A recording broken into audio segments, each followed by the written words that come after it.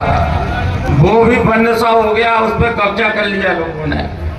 लेकिन शहर के नैसर्गिक जल प्रवाह को कोई रोक नहीं सकता, इसलिए उसे भी निकल उसका 499 उसका सीमांकन करा लो। 499 का शासन इधर उधर के तो हटाता है, गरीब गुरबों के हटाता है। दूसरे खर्चाडी का और आरोप है और गंभीर आरोप है कि कैथन डैम में डूब की भूमि पर खेती हो रही है और उसके लिए विधायक का संरक्षण है, उमाकांत शर्मा का। पहली चीज तो सिंचाई विभाग के एसडीओ को बुलाओ, है क्या सर? आए हैं, आ रहे हैं। सिंचाई विभाग से कौन आया है? खर्चा जी, आपने ये पोस्ट डालिए ना। 1 मिनट देना भैया। आदरण जी, मेरा कहना ये है कि आप मध्य प्रदेश के वो दबंग विधायक हैं कि आपकी मर्जी के बिना एक डाल का पत्ता नहीं हिल सकता। 9 साल हो गए कैथन डैम को लेकर, आपने अनेक बार प्रयास किए हैं। आपके प्रयास को मैं इनकार नहीं करता, लेकिन सवाल ये उठता है कि प्रशासन को इस चीज से गंभीरता से लेना चाहिए कि जिस बात को विधायक महोदय के उस पर जल्दी से जला वालो। प्रशासन तो गंभीरता से ले रहा है। चलो अभी आज निर्णय हो जाए कि कितनी डूब की भूमि पे खेती हो रही है, बताओ कितने बीघा पे हो रही है? सर उसमें 46 किसानों को हमने नोटिस दिया हुआ है और लगा नहीं, वो तो उसके डूब भूमि पे कौन ने बोया? अभी किसी ने बोया है आपकी साल?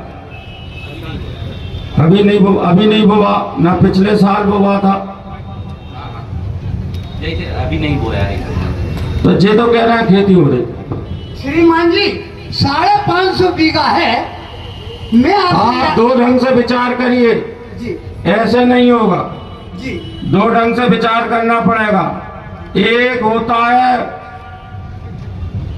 जलाशय, उसको क्या कहते हैं अपने यहाँ, जिसमें पूरा पानी भरा जाता है, फुल वाटर, फुल, हाँ, एफटीएल,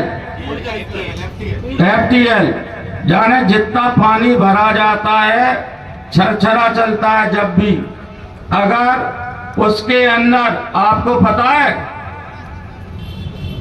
सिंचाई विभाग के एक्ट में क्या दिया हुआ है मालूम है? ये दिया हुआ है कि अगर कहीं सिंचाई के बांध या जलाशय बनाए गए हैं और वह जमीन खाली हो जाती है पानी निकलने पर, अक्टूबर में उनकी नीलामी होगी और उन पर खेती होगी। भोपाल के तालाब में भी हो रही है और बरसों से अपने तालाब में अपन करने नहीं दे रहे।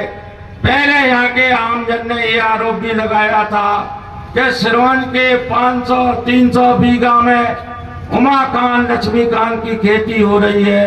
मैंने चैलेंज दिया था, अखबारों में छपा, तुम्हारे मित्रों ने भी छापा कि उमाकांत लक्ष्मीकांत की 300 बीघा पे कब्जा है। चलो और अभी उखाड़ के देखो वहां कब्जा कौन का है। दूसरे फुल वाटर लेवल में अभी कहीं खेती नहीं हो रही, आप कैसे कह रहे हो खेती हो रही? श्रीमान जी, जैसा कि विधायक जी ने कहा कि नीलामी होती है, जो डूब भूमि होती है, क्या सिंचाई विभाग ने विधायक जी को बताओ कितनी बार नीलाम किया? नीलाम नहीं, उसके बाद फिर वहां के जो जाति के पूर्व सैनिक और फलाने होंगे और जिनकी जमीन गई होगी, उनके लिए पहले प्राथमिकता दी जाएगी। और गोवर्धन जी के कार्यकाल में, दिग्विजय सिंह के कार्यकाल में हमेशा वह खेती होती रही। हटवाने वाले का नाम तेरा है, हम इसका सम्मान करते हैं। जो किसी को बदनाम करने की नियत से एक दिन इस पाले में बैठ जाओ, एक दिन उस पाले में बैठ जाओ, कोई वकील तुम्हारे कान में कुछ कह दे, नीति बदल लो, नियत बदल लो, ऐसे काम नहीं चलेगा। जो किसी दूसरे के सहारे पे चले उनके फील्ड में करे। अगर मैं किसी के सहारे पे चलता हूँ तो मैं किसी ओरिजिनल माँ बाप की औलाद नहीं। आप तो सिद्ध करो कि डूब की भूमि में क्या खेती हो रही है। हम तो कह रहे हैं नीलामी जो होती है अरे बात मत बदलो। आपने आरोप लगाया है मुझ पे। नहीं, आप पे कोई आरोप नहीं लगाया। लगाया है। नहीं, खाओ कसम, तुमने वोट डाली कि नहीं?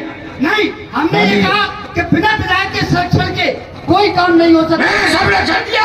खाओ जितेंद्र की कसम। है? हाँ? इस बात की भगवान की कसम खाओ तुम। और मैं खा रहा हूँ, मैंने आज तक संरक्षण नहीं दिया। अरे तुमने, पिछले देवदार ने और तुम्हारी भाई जी ने और तुम्हारे गवर्नर ने संरक्षण दिया। पूरी कांग्रेस ने संरक्षण दिया। बिल्कुल सही है विधायक जी। आप हाथ उठाते हो, झूठ बोलते हो। झूठे आरोप लगाते हैं। अच्छा लो, तहसीलदार साहब को भेजो, दिखा के लाए इन्हें। जाओ, एक जनप्रतिनिधि चले जाओ, तुम चले जाओ यादव। एक असलम, एक क्या नाम है पार्षद, तुम भी जाओ। आप झूठ बोलते हैं साहब जी। मैंने मेला ने 8 लोगों पे झूठा इल्जाम लगाया, तुमने कभी बोले?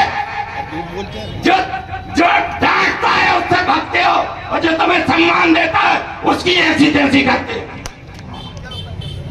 जाओ, देख के आप काम हो रही है। जाओ संतोष जी, तुम भी जाओ, तहसीलदार साहब को भेजो, सिंचाई विभाग के लोग जाओ। इतना आसान नहीं है। 1000 साल से रह रहे हैं सिरोंज लचेरी में, औरंगजेब से लड़े, तुम क्या विसात हो?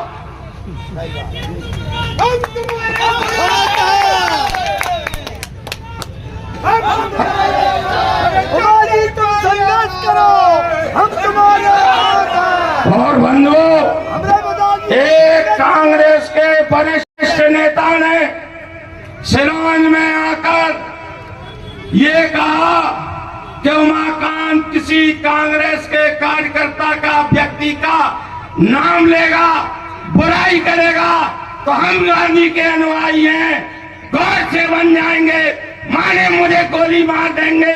मोहित रघुवंशी जी, अगर तुमने सही कहा है, तुम गौर से बन जाओ, गांधी के विरोधी बन जाओ। चैलेंज दे रहा हूं, आ जाओ और मुझे गोली मारो।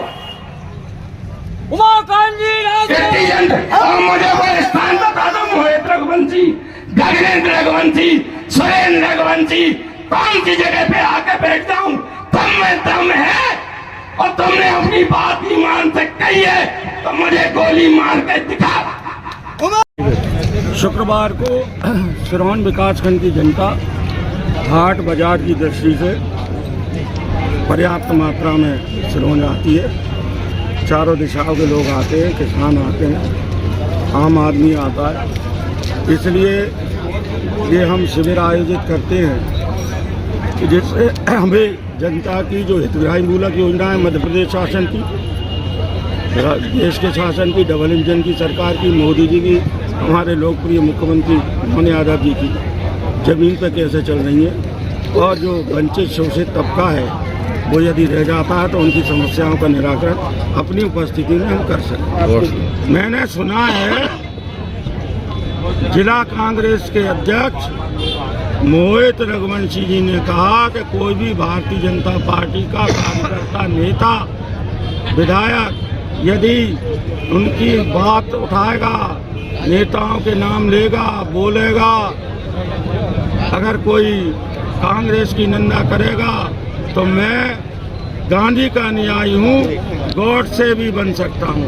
अर्थात इसका आशय यही होता है कि आप गॉड से बन के गोली चला देंगे। तो भैया हमें स्थान और समय बता दें, नाराजी की कोई बात नहीं है। जहाँ गोली चलाना चाहते हैं हमारे ऊपर, हमारे कार्यकर्ताओं पर, हम वहाँ हाजिर हो जाएंगे।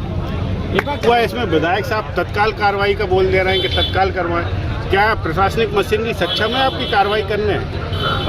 यदि ऐसे कोई आवेदन आते हैं, जैसे कि एक अभी बंटवारे का आवेदन आया था, उसका बंटवारा कुछ समय से प्रकरण चल रहा था, परंतु आज ऑलरेडी स्वीकृत हो चुका था, उस पोजीशन में था, उसका तत्काल यहाँ पे निराकरण किया गया।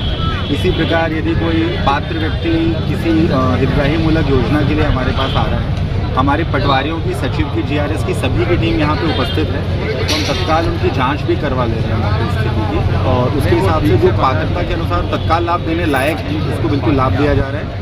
शेष जिनमें प्रक्रिया थोड़ी सी लंबी है, उसको ये आश्वासन दिया जा रहा है कि सकारात्मक रूप से उसकी जाँच होगी और उसके बाद नियमानुसार उसको लाभ दिया जाएगा। ठीक है।